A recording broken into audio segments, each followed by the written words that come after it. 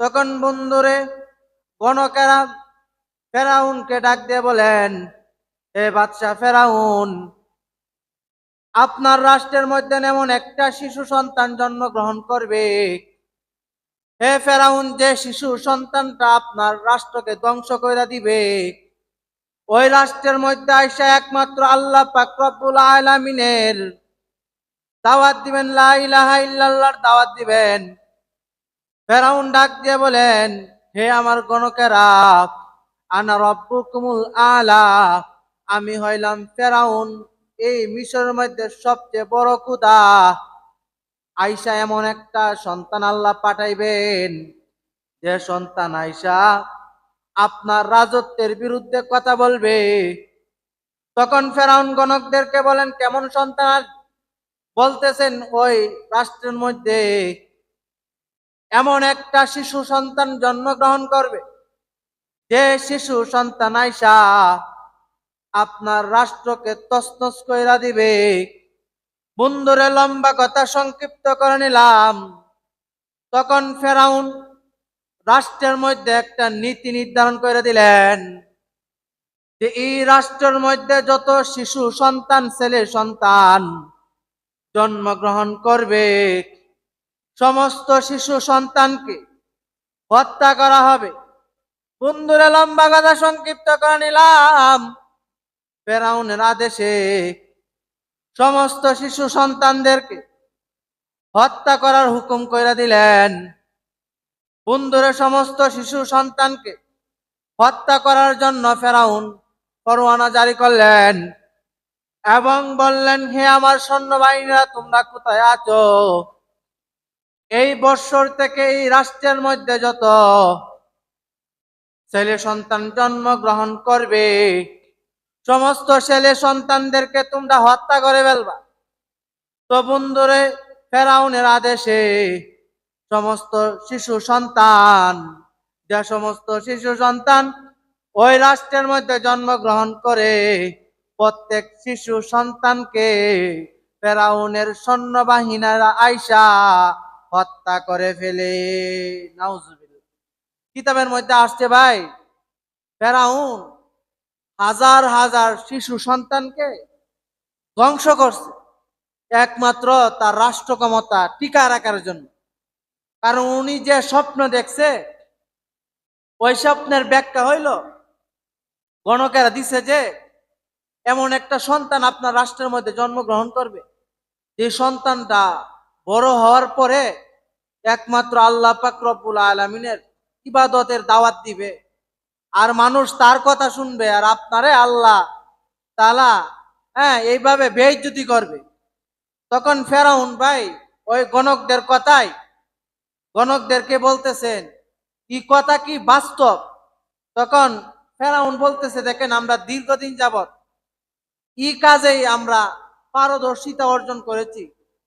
এমন একটা সন্তান জন্মগ্রহণ করবে, যে সন্তানটা আপনার রাজ্যে বংশ করবে।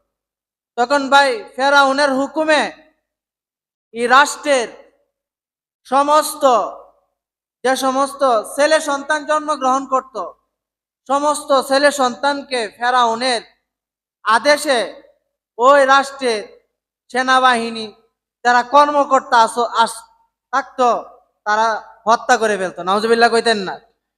বন্ধুরে শুধু তেমনি ভাবে আল্লাহ পাক রব্বুল আলামিন তো এমন একজন আল্লাহর আল্লাহ। আল্লাহ পাক রব্বুল আলামিন যখন মুসা আলাইহিস সালাম যখন তার মার পেটে আসেন, বন্ধুরে মুসা আলাইহিস সালাম যখন দুনিয়ার মধ্যে ভূমিষ্ঠ হয়, ভূমিষ্ঠ হওয়ার সঙ্গে সঙ্গে আল্লাহর নবী মুসা আলাইহিস সালামের মা চিন্তায় পড়ে গেলেন, হায় হায়, আমার ছোট্ট সন্তান, আমার তো একটা ছেলে সন্তান হয়েছে, এইটা এমন একটা ছেলে সন্তান, বন্ধুরে ফুটফুটে সুন্দর নাদুস নদুস চেহারা, যার চেহারার দিকে তাকাইলে বন্ধুরে দৃষ্টি সরাইতে মন চায় না।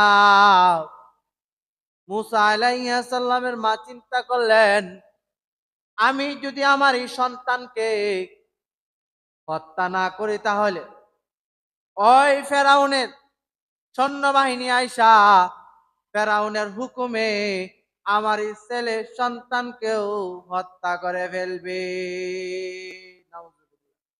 বন্ধুরে লম্বা কথা সংক্ষিপ্ত করে নিলাম।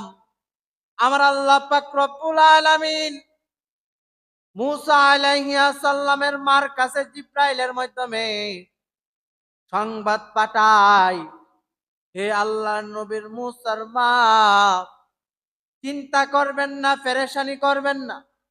আমি তো এমন একজন আল্লাহর আল্লাহ, যে আল্লাহ কোটিপতিকে রাস্তার ফকির বানাইতে পারে।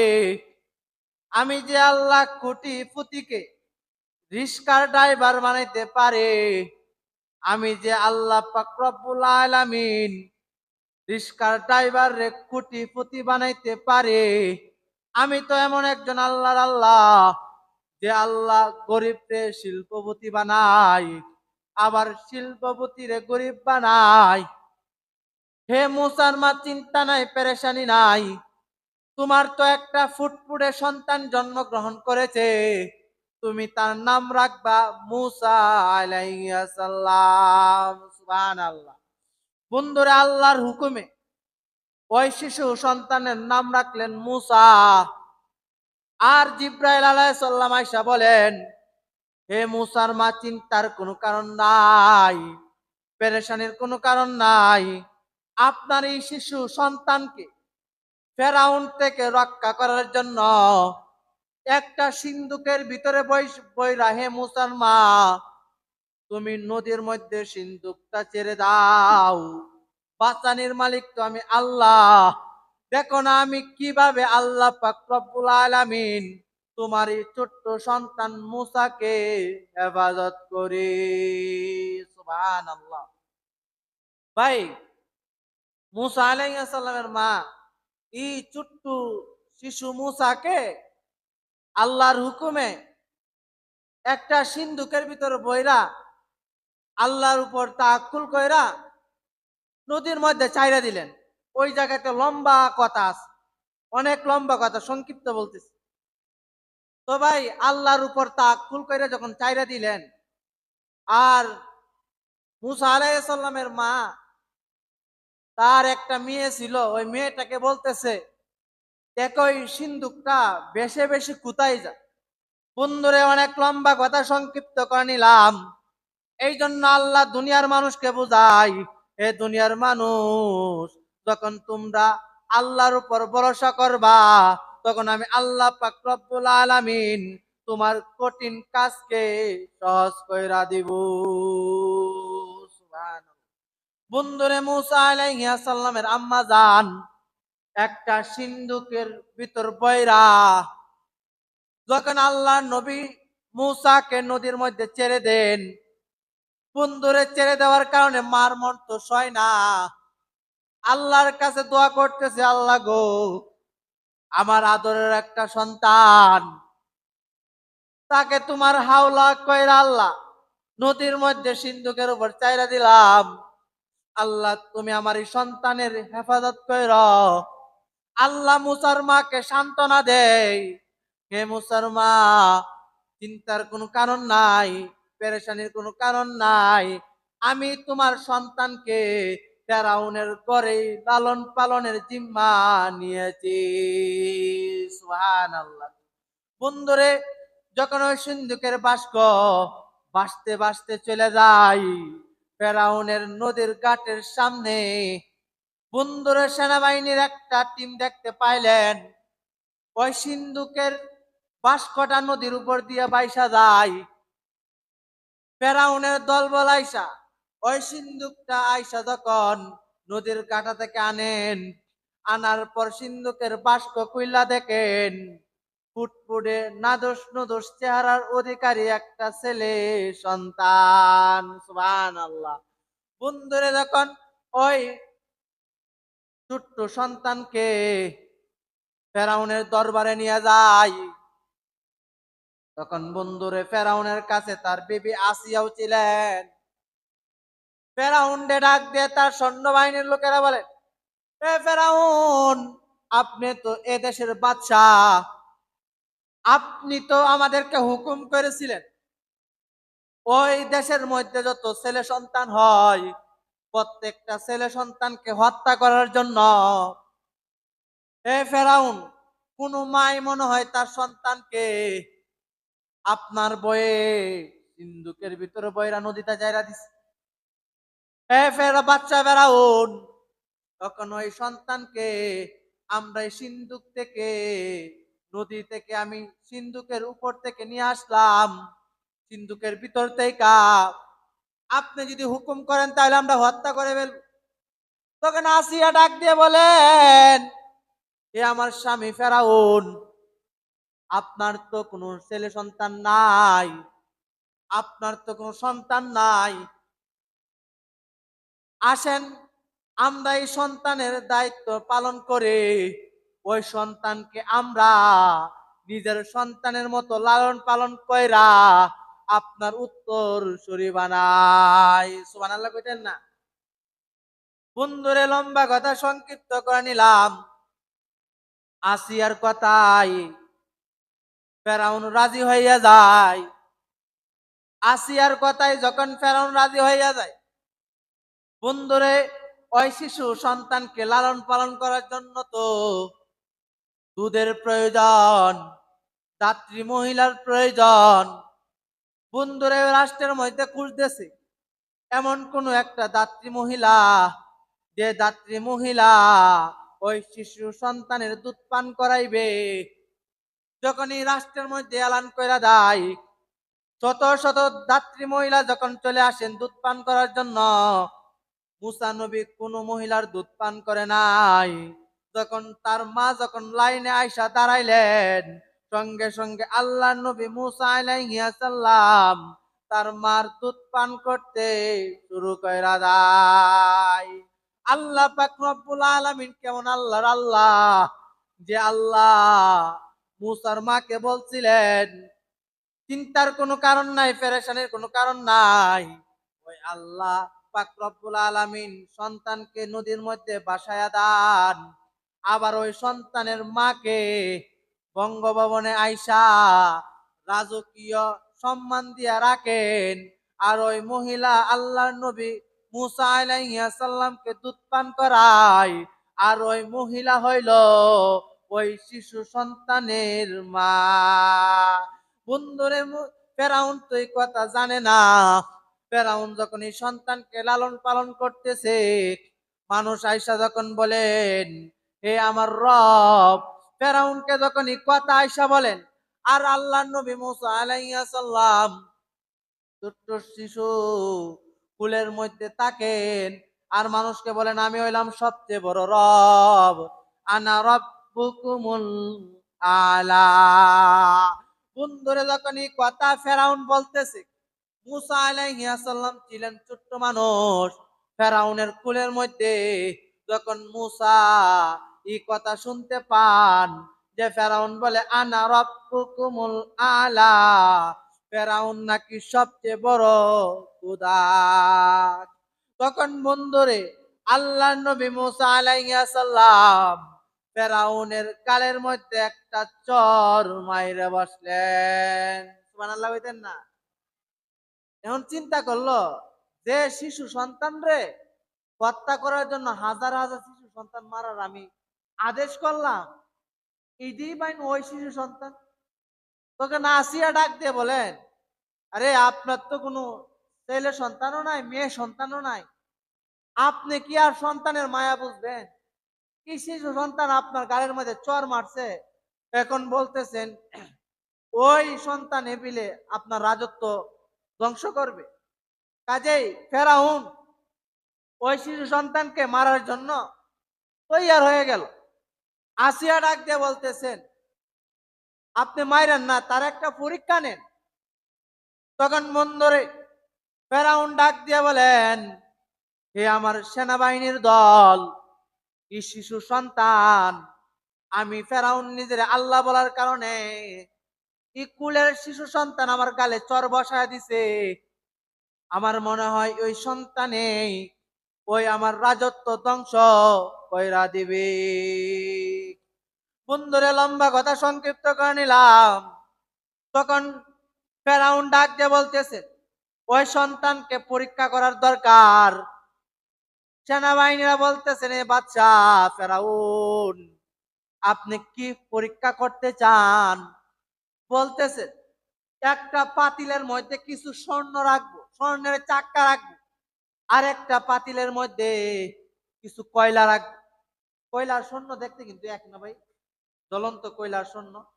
বন্ধুরে, জ্বলন্ত কয়লা যখন একটা পাত্রের মধ্যে রাখলেন, আর কিছু স্বর্ণের চাকা যখন আর একটা পাত্রের মধ্যে রাখলেন, আসিয়ারে ডাক দিয়ে বলেন, হে আমার আসিয়া বিবি, যদি ওই সন্তান সত্যিকারে আমার রাজত্ব ধ্বংস করার ইচ্ছা থাকে, তাহলে ছোট্ট সন্তান সে স্বর্ণের টুকরার মধ্যে ধরবে।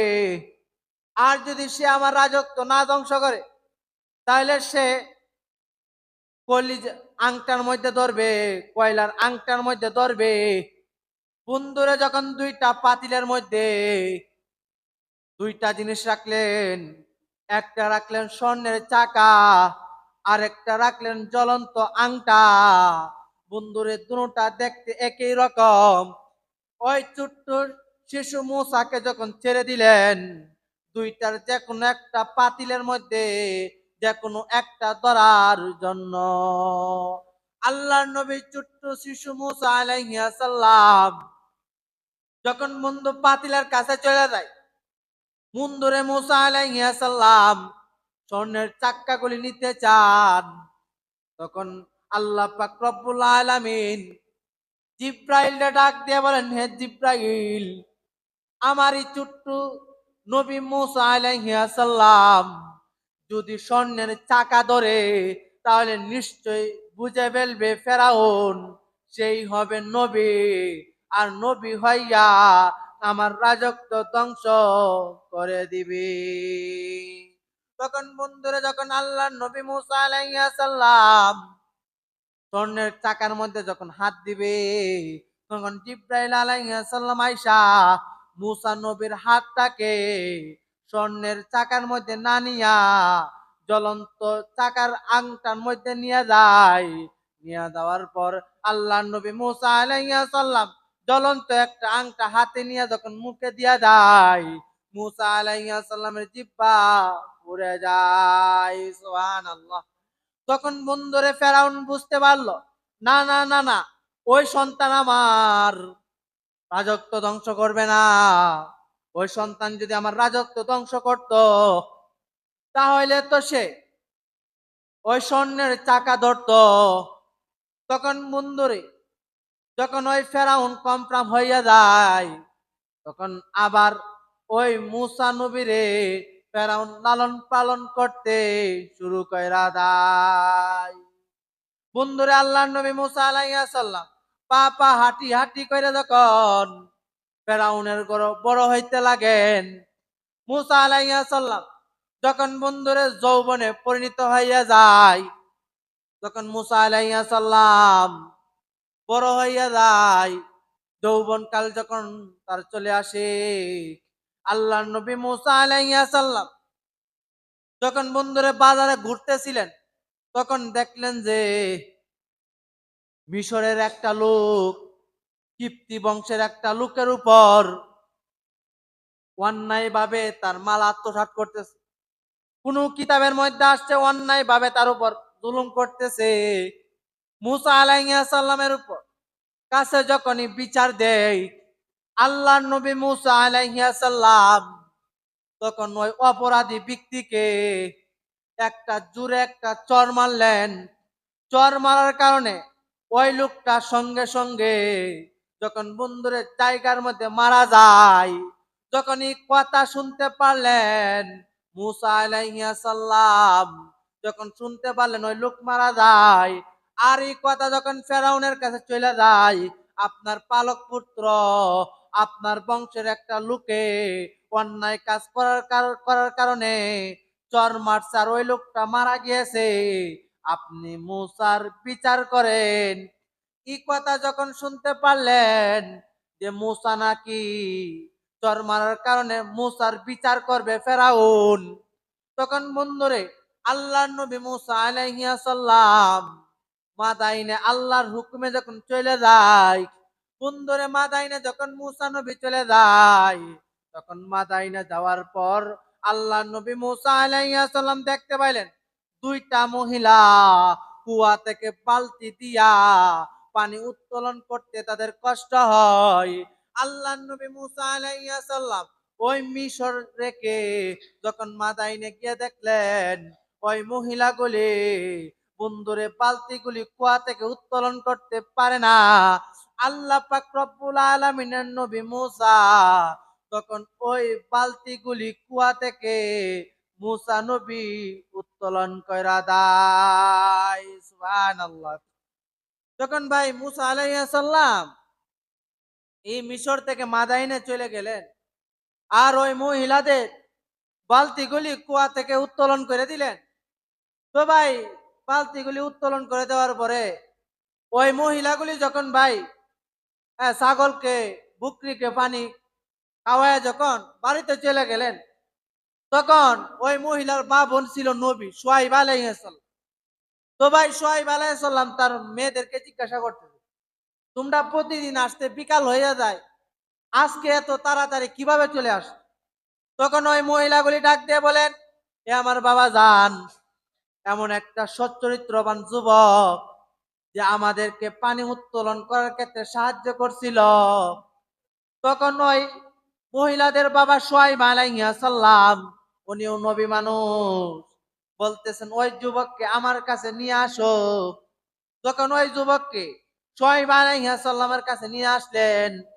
তখন বাইরে শুআয়ব আলাইহিস সালাম যখন ওই মুসা নবীর কথাবার্তায় বুঝতে পারলেন যে উনি হইলেন একজন সচ্চরিত্রবান মানুষ, ফেরাউনের ভয়ে মিশর রেখে মাদাইনা চলে আসে।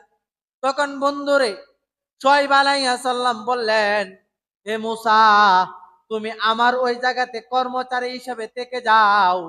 তখন বন্ধুরে কর্মচারী হিসাবে থেকে যায় মুসা নবী 8 বছর, কোন রেওয়ায়েতে আছে যখন 10 বছর শুআয়ব আলাইহিস সালামের কাছে থেকে যায়। তখন মুসা আলাইহিস সালামের আচার ব্যবহার দেখা খুব পছন্দ হইয়া যায়।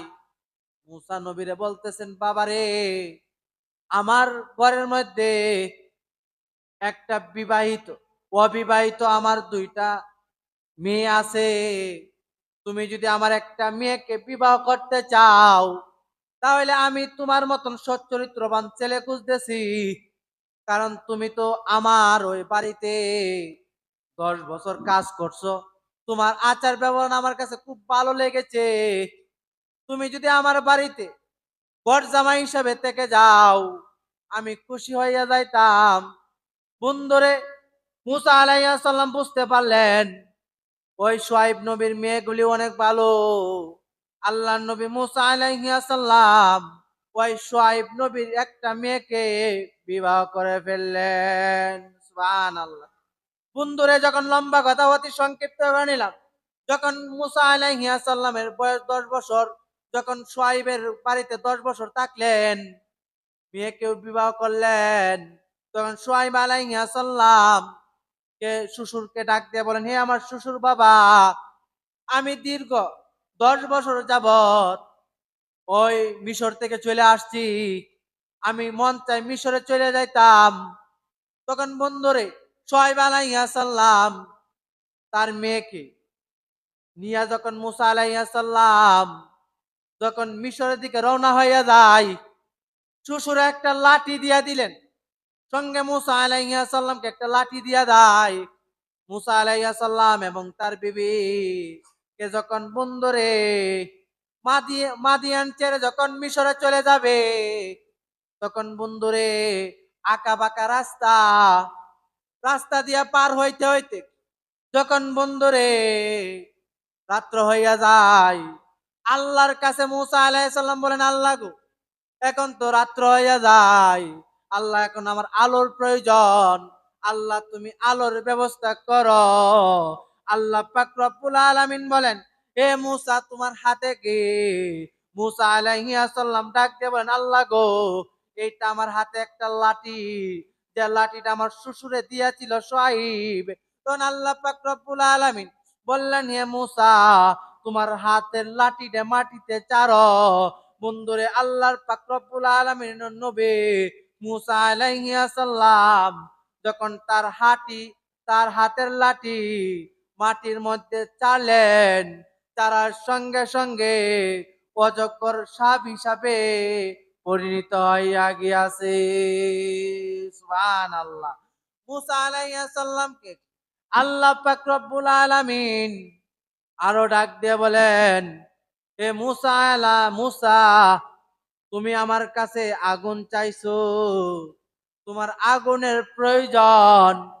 হে মুসা, চিন্তার কোনো কারণ নাই, পেরেশানির কোনো কারণ নাই। ওই জঙ্গলের এক কোণার মধ্যে গিয়া দেখো আগুন জ্বলতেছে। মুসা আলাইহিস সালামের শীতের মৌসুমে ওই পাহাড়ি অঞ্চলের মধ্যে গিয়া আগুন তাপায়া নিজের ঠান্ডাগুলি দূর কইরা যায়। আর মুসারে বললেন আল্লাহ পাক রব্বুল আলামিন, হে মুসা, চিন্তার কোনো কারণ নাই, পেরেশানির কোনো কারণ নাই। তুমি তো মিশর চলে যাইবা, মাদাইন থেকে তোমার বিবিকে নিয়া এবং তোমার ভাই হারুনকেও আমি তোমাদের সঙ্গে দিয়া দিলাম। ওই মিশরে গিয়া তোমার ভাই হারুনকে নিয়া একসঙ্গে লা ইলাহা ইল্লাল্লাহর দাওয়াত দিবা। বন্ধুরে, অনেক লম্বা কথা সংক্ষিপ্ত করে নিলাম। আল্লাহর কাছে মুসা নবী ডাক দিয়ে বলেন, আল্লাহ গো, আমি যে ওই মিশরে গিয়া ফেরাউনটা একমাত্র তোমার দাওয়াত দিব। ফেরাউনের তো 12,000 জাদুগির আছে আল্লাহ, যে জাদুগির গুলি রুশি বানাইয়া বানাইয়া সাপ বানাইয়া আল্লাহ গো আমাকে বই দেখাবে। আল্লাহ পাক রব্বুল আলামিন বললেন, মুসা রে, তোমার হাতে কি? আল্লাহর নবী মুসা আলাইহিস সালাম ডাক দিয়ে বলেন, হে মুসা, তোমার হাতে কি? মুসা ডাক দিয়ে বলেন, আল্লাহ গো, আমার হাতে তো মাওলা লাঠি। এই লাঠি দিয়ে আল্লাহ গাছ থেকে পাতা বাইরা বুকটিরে কাওয়াই। আল্লাহ এই লাঠি বিভিন্ন কাজের সময় বিভিন্ন কাজে আল্লাহ ব্যবহার করি। বন্ধুরে, শুধু তাই না, আল্লাহ তো জিজ্ঞাসা করছিলেন, মুসা তোমার হাতে কি? মুসা আলাইহিস সালাম শুধু বললেই হইতো, আল্লাহ আমার হাতের লাঠি। কিন্তু মুসা এত লম্বা কথা বললেন কেন? তখন বন্ধুরে মুসা আলাইহিস সালামকে আল্লাহ বলেন, হে মুসা, তোমার এই হাতের লাঠিটা মাটির মধ্যে চারো। মুসা আলাইহিস সালাম বলেন, আল্লাহ গো, আমার হাতের লাঠি মাটিতে চারলে কি হবে? তখন আল্লাহ পাক রব্বুল আলামিন বলেন, হে মুসা, তুমি চারো না। বন্ধুরে, আল্লাহর হুকুমে যখন ওই লাঠিটা মাটির মধ্যে চারলেন, সঙ্গে সঙ্গে ওই লাঠি অজগর সাপে পরিণত হইয়া যায়। সুবহানাল্লাহ। মুসা আলাইহিস সালামকে আরো বলেন, মুসা রে, তোমার এই হাতটা, তোমার এই ডান হাতটা বগলের নিচে রাখো। আল্লাহর হুকুমে মুসা নবী তার ডান হাতটা যখন বন্ধুরে বগলের নিচে রাখলেন, আবার যখন বগল থেকে বাইর করলেন, বন্ধুরে সূর্যের মতো তার হাত থেকে আলো আসতে শুরু হইয়া যায়। সুবহানাল্লাহ। তাহলে ভাই, আল্লাহ পাক রব্বুল আলামিন মুসা আলাইহিস সালামকে দুইটা মুজিজা দিলেন। একটা হইলো তার হাতের লাঠিটা জমিনে ছাইরা দিলে সঙ্গে সঙ্গে অজগর সাপ হয়ে যায়। আর একটা মুজিজা দিলেন, তার ডান হাতটা বুগুলের নিচে নিয়ে আবার বার করলে আপনার সূর্যের মতো আলো দিতে শুরু হইয়া যায়। তখন আল্লাহ পাক রব্বুল আলামিন মুসাকে বললেন, হে মুসা, চিন্তার কোনো কারণ নাই। তারা 12,000 জাদুঘর যদি সাপ নিয়ে তোমার এনে আসে, তুমি খালি তোমার এই লাঠিটা ছাড়বা, অজগর সাপ হইব। কি 12,000 অজগর সাপকে তোমার এই লাঠিটা বিশাল বড় অজগর সাপ হইয়া ওইগুলিরে ধ্বংস করে দিবে। সুবহানাল্লাহ কইতেন না? তখন ভাই আল্লাহ পাক রব্বুল আলামিন একটা মুজিজা দিলেন, তার হাতের লাঠি চাইরা দিলে সাপ হয়ে যায়। আর একটা মুজিজা দিলেন, তার ডান হাত বগলের ভিতরে রাইকা আবার যখন সামনের দিকে আনে, তখন না তার ডান হাতটা আপনার সূর্যের মতো আলো দিতে শুরু হয়ে যায়। সুবহানাল্লাহ। এই দুইটা মুজিজা দিলেন আর আল্লাহ পাক রব্বুল আলামিন বললেন, এ মুসা তুমি এখন গিয়া ফেরাউন্ডে লা ইলাহা ইল্লাল্লাহর দাওয়াত দিও। সুবহানাল্লাহ। আগামী শুক্রবারে ওই জায়গা থেকে আলোচনা করবো যে আল্লাহ তাআলা মুসা আলাইহিস সালামকে যে দুইটা মুজিজা দিলেন, তার হাতের লাঠি ছাইড়ে দিলে সাফ হয়ে যায়, আর বুগুলের নিচে ডান হাত রাখার পরে সামনে আসলে যে হ্যাঁ আপনার সূর্যের আলোর মতো আলো দিতে থাকে, তখন ফেরাউন্ডে কিভাবে দাওয়াত দিলেন? ফেরাউন ইসলাম গ্রহণ করলো কি করলো না? আল্লাহ পাক রব্বুল আলামিন আমাকে আপনাকে যদি বাঁচা রাখে, ইনশাআল্লাহ আগামী জুমায় এই আলোচনা করার চেষ্টা করবো। মা